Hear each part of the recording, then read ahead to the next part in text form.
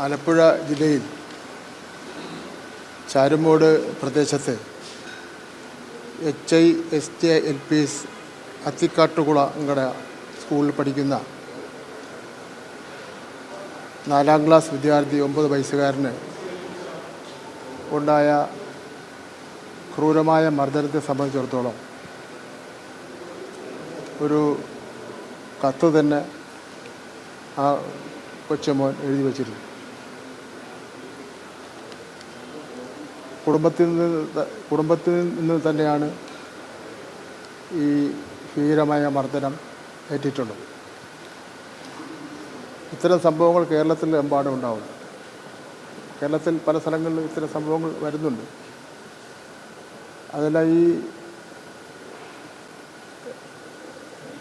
രണ്ടാനമ്മ, രണ്ടാനച്ഛൻ എന്ന നിലയിലൊക്കെ ഉള്ള എല്ലായിടത്തും ഇല്ല, ചില കേന്ദ്രങ്ങളിൽ ഈ കാര്യമുണ്ട്. അപ്പോൾ യഥാർത്ഥത്തിൽ ഇത്തരം കുട്ടികളുടെ വിഷമം കുട്ടികൾക്ക് പുറത്തു പറയാൻ വേണ്ടി പറ്റുന്നില്ല. തീരെ സൈവിട്ടാണ് ഒരു കുട്ടി എഴുതി വെച്ചത്. അപ്പോൾ ഇത് നമ്മുടെ സ്കൂളിൽ പഠിക്കുന്ന കുട്ടികളാണല്ലോ. പൊതുവിദ്യാഭ്യാസ വകുപ്പ് ഇത്തരം വിഭാഗത്തിൽപ്പെട്ട കുട്ടികളുടെ ഒരു കണക്കെടുക്കുന്നതിന് വേണ്ടി തീരുമാനിച്ചിട്ടുണ്ട്. വിദ്യാഭ്യാസ വകുപ്പിൽ നിന്ന് എടുക്കാൻ വേണ്ടി ഒരു കണക്ക്, ഇത്തരം വിഭാഗത്തിൽപ്പെട്ട കുട്ടികളുടെ ഒരു കണക്കെടുപ്പ് നടത്തുന്നതിന് വേണ്ടി തീരുമാനിച്ചിട്ടുണ്ട്. എന്ന് മാത്രമല്ല, ഈ കുട്ടികളുടെ പരാതികൾ ഈ കുട്ടികളെന്ന് മാത്രമല്ല, എല്ലാ കുട്ടികളുടെയും ഏതെങ്കിലും രൂപത്തിലുള്ള പരാതി സ്വീകരിക്കുന്നതിന് വേണ്ടി സ്കൂളിൽ തന്നെ HM-ൻ്റെ കസ്റ്റഡിയിൽ വരുന്ന ഒരു പരാതി ബോക്സ് എല്ലാ സ്ഥലത്തും തയ്യാറാക്കി വയ്ക്കണമെന്ന് തീരുമാനിച്ചിട്ടുണ്ട്.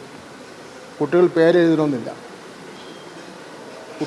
കുട്ടിക്ക് ഉണ്ടാകുന്ന എന്തെങ്കിലും അനുഭവങ്ങളുണ്ടെങ്കിൽ, ന്യായമല്ലാത്ത കാര്യമുണ്ടെങ്കിൽ ആ പരാതി ബോക്സിലൂടെ അത് HM ഒരു മാസത്തിൽ ആഴ്ചതോറും ആ പരാതി ബോക്സ് എടുത്ത് പരിശോധിച്ച് ആവശ്യമായ നടപടി സ്വീകരിക്കുകയും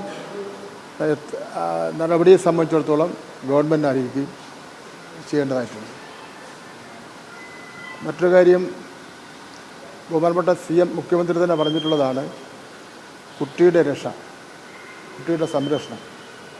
അത് ക്ലാസ് ടീച്ചർമാർ പ്രത്യേകം ശ്രദ്ധിക്കണം.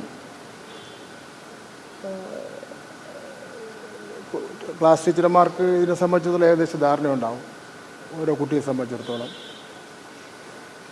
ഇപ്പം നമ്മുടെ ഗവൺമെൻറ്റിനെ സംബന്ധിച്ചിടത്തോളം കുട്ടിയുടെ രക്ഷ തന്നെയാണ്. ലോകത്തെമ്പാടും നടക്കുന്നത് അങ്ങനെ തന്നെയാണ്. അപ്പോൾ അതിലെന്തെങ്കിലും ഒരു ചെറിയ വ്യതിയാനം വരുത്തിയാലും നമ്മൾ കേരളത്തിലെ ഇടതുപക്ഷ ജനാധിപത്യ മുന്നണി ഗവൺമെൻറ് അതീവ ശ്രദ്ധയോടുകൂടി ആ കാര്യങ്ങൾ കൈകാര്യം ചെയ്യാനാണ് തീരുമാനിച്ചിട്ടുള്ളത്. ഞാൻ നാളെ